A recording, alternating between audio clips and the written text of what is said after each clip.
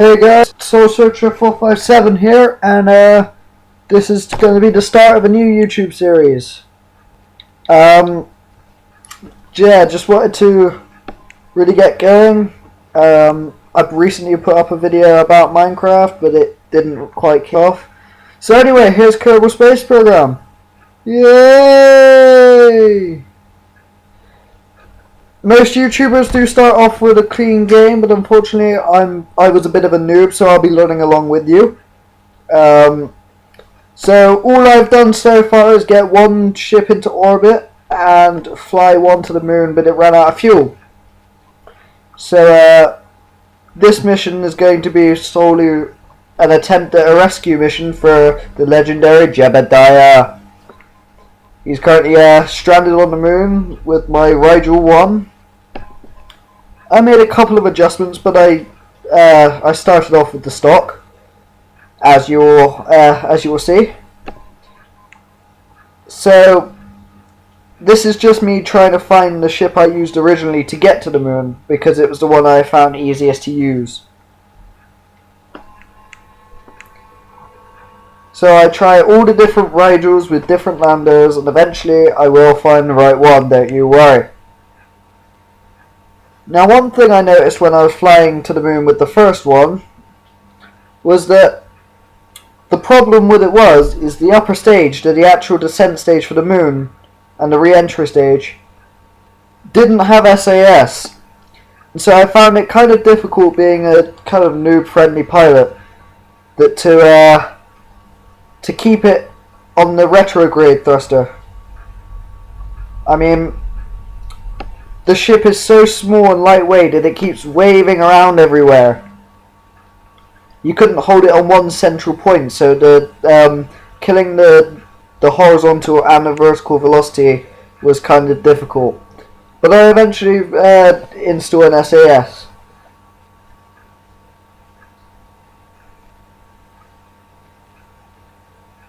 So yeah, here's my attempts with the Rigel 1, which turned out to be some sort of kind of like a rover lander, rather than anything else.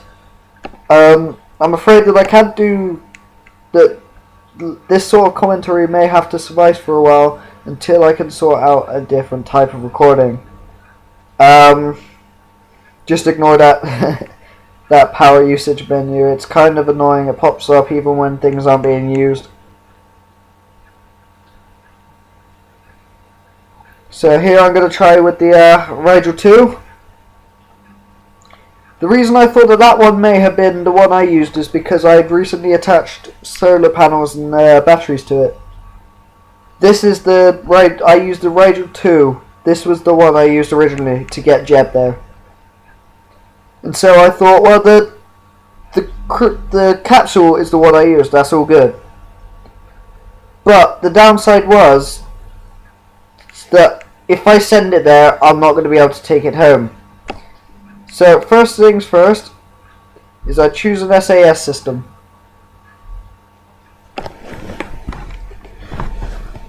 That will help me with the actual descent. And then I realised that if I fly this there, being the crew capacity is only 1, I'm not going to be able to bring Jeb home. And that was the main reason for the mission. So, instead, what I decide to do is I'm going to include an autopilot. An unmanned flying thing, automized, of course. This is just me checking out my rocket, making sure it's still all symmetrical and stuff. This game is very difficult if you don't know what you're doing. But once you actually get used to the ideas and know all the controls and that, it's not too hard. I can achieve orbit easily and all that, and I can like escape the Kerbal influence. The landing on the moon with Jeb is my first rendezvous with the moon. But at the same time, I'm quite proud of my achievement. Though I wasted so much fuel trying to get the horizontal velocity and that because of the lack of the SAS. Otherwise, I wouldn't have had this problem at all.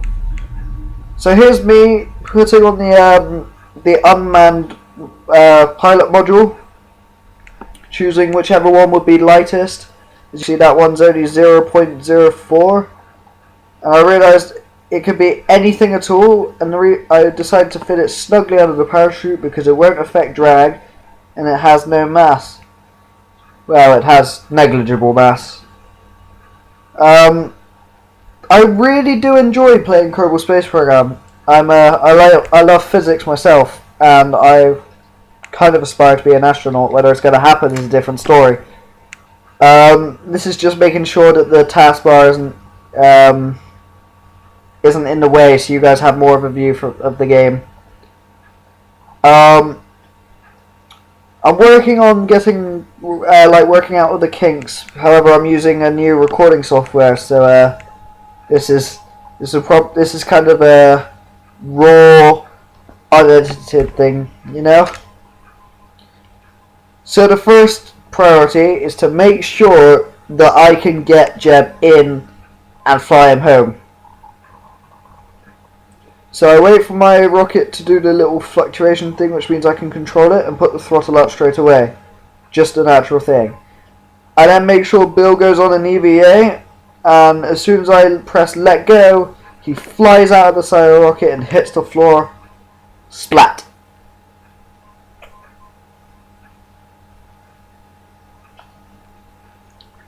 So I need to get him away from the launch pad, otherwise the emissions from the exhaust will kill him, disintegrate him effectively.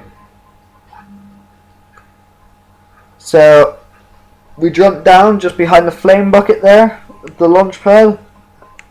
Obviously in earlier updates you would notice the fact that if you've ever seen this game before in earlier updates, you would notice the lack of a launch tower.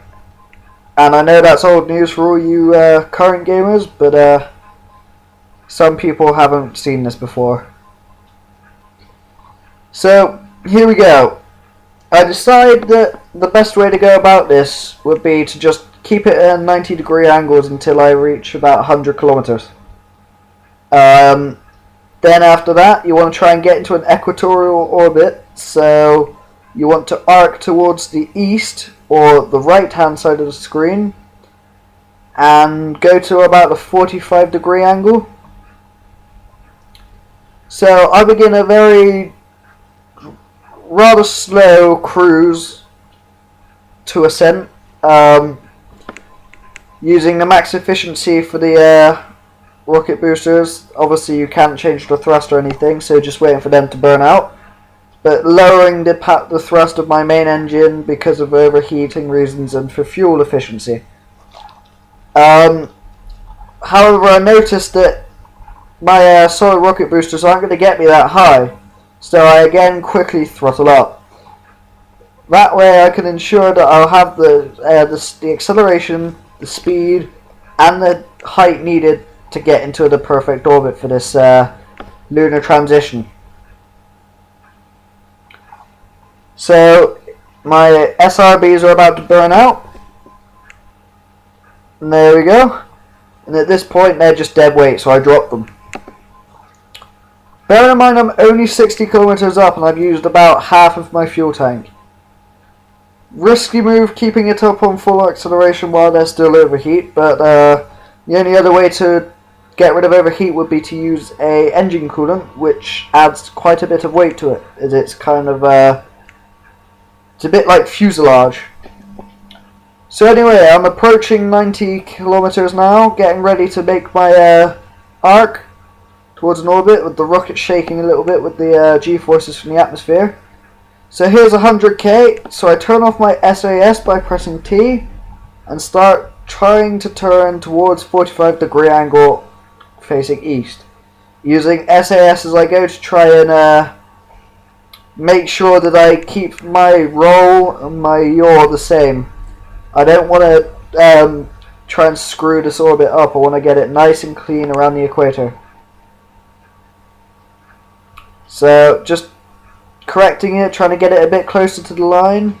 And there we go, holding it there. At this point I kind of had a bit of performance issues. just because of the screen recording software. That's why the SAS took a little while to come on, but it's only a brief spell and I fixed that straight away.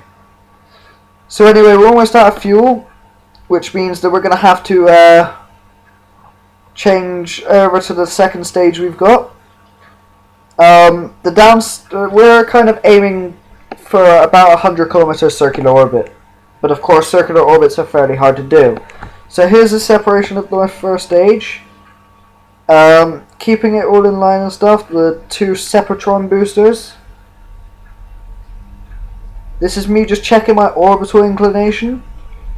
I'm only 48,000 feet up, and that is nowhere near enough. I'll be skipping straight back through the atmosphere if I made an orbit at that height. Somewhere above 60 to 70 is where you want to be, and that is an extremely low and risky orbit. So here's me just trying to get back onto that to that prograde marker, the circle without the X in it. Back on the 45-degree line, directly east, and then SAS to keep my yaw, pitch and roll exactly the same, while I keep full thrust to try and gain a bit of altitude while adding horizontal velocity, should I ask.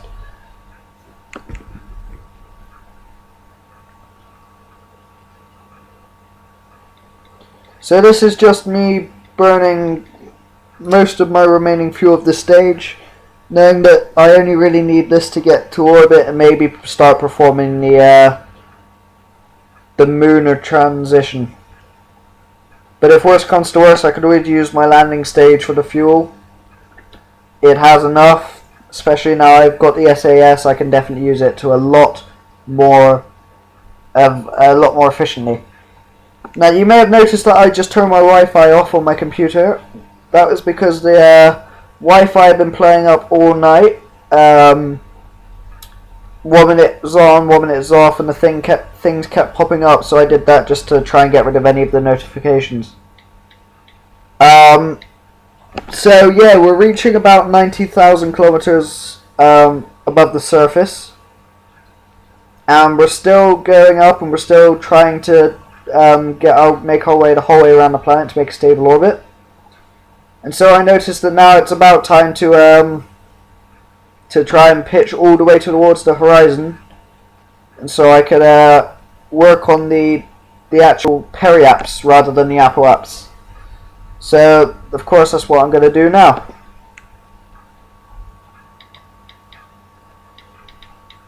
So this is just me checking like the orbital map, so I can see the periaps and the apoaps thing. Just checking all the vehicle info and the crew. I do click the crew just to confirm that there is no one flying this and it is an unmanned ship. Check how much fuel and stuff like that I've got, which I just tab onto the resources for.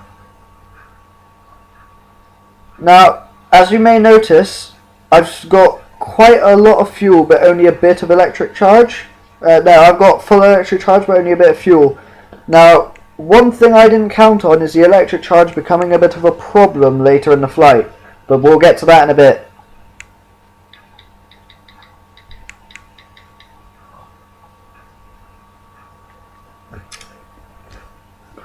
So, my apoaps is now about 250 kilometers, and I realised that continuing on this burn is just wasting fuel. To make it more efficient, I need to head straight to the apoapsis, and while I'm there, thrust prograde to increase my periapsis. This is through the law of centripetal force. An orbit is basically that you're falling around the planet, and because of your momentum, you're falling in circles constantly. It's how orbits work. So anyway, this is just me looking at my vessel, angling it towards the prograde, making sure that I complete this burn efficiently. Go at throttle up. And as you can see, I now have a periapsis that's just about 150, and just gone over to 167 kilometers.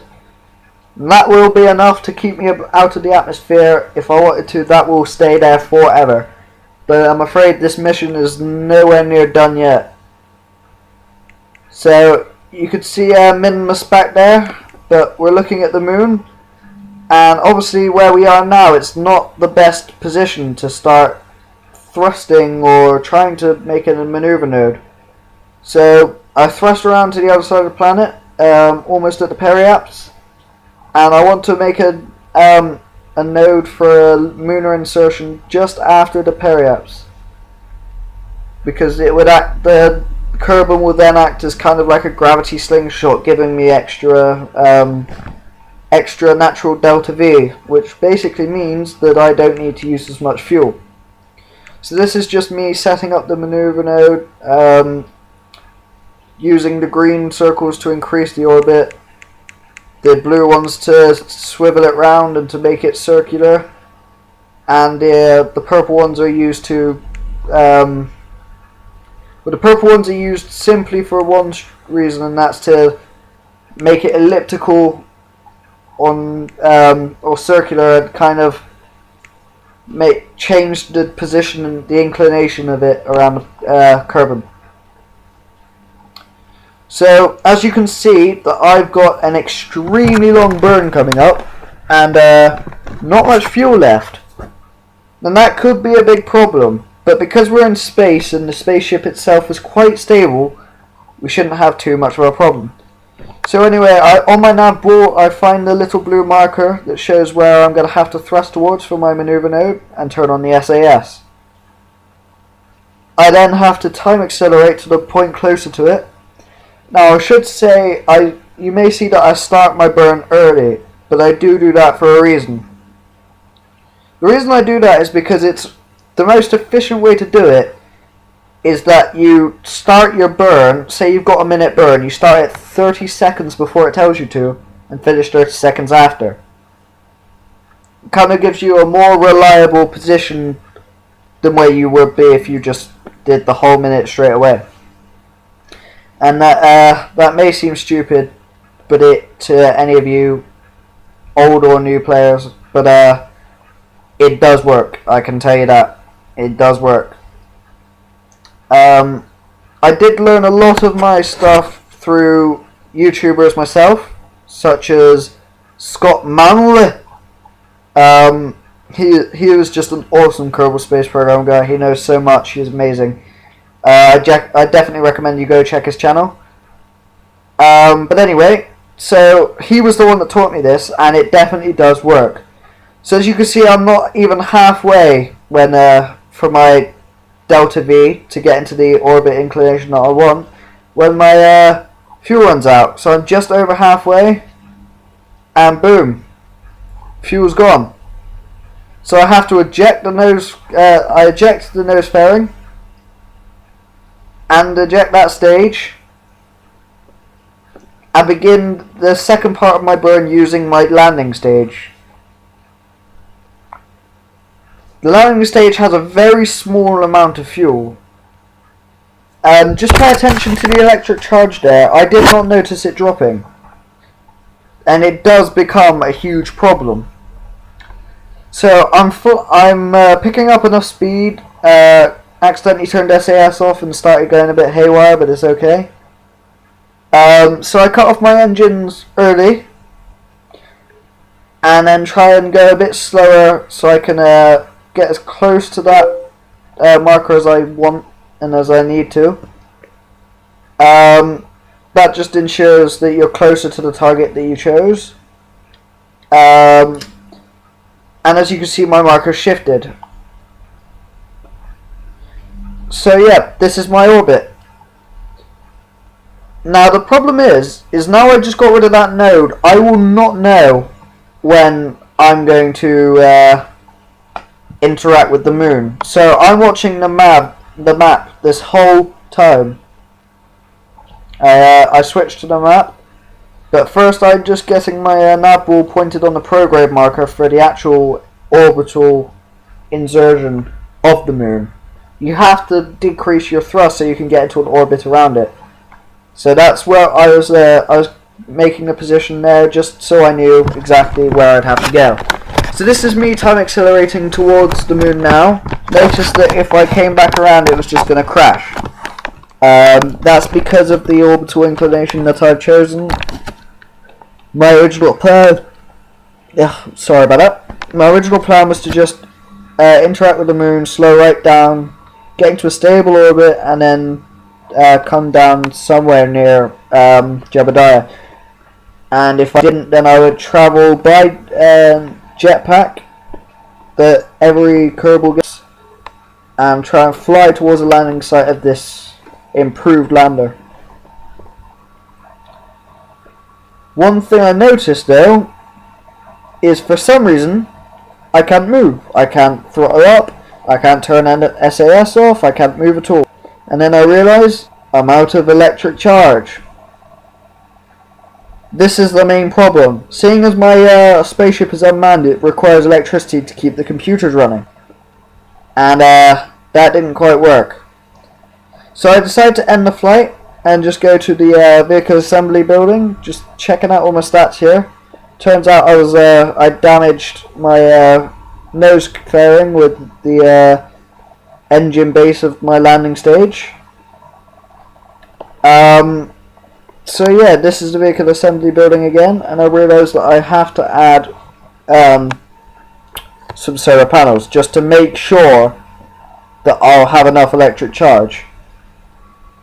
So this is what I'm doing now. I'm just adding some photovoltaic panels. I believe that's what they're called, and just adding them onto the spaceship themselves so that I can use them for future reference. And make sure that this doesn't happen again when I do try another rescue mission, which will be in the next episode, by the way. So yeah, this is now the new and again improved rocket. There's not really much else I can do for now. It's getting a bit late, so I think I'll record the next part another time. So remember guys, like, favourite and subscribe. And thank you all. This has been Soul Searcher. Peace.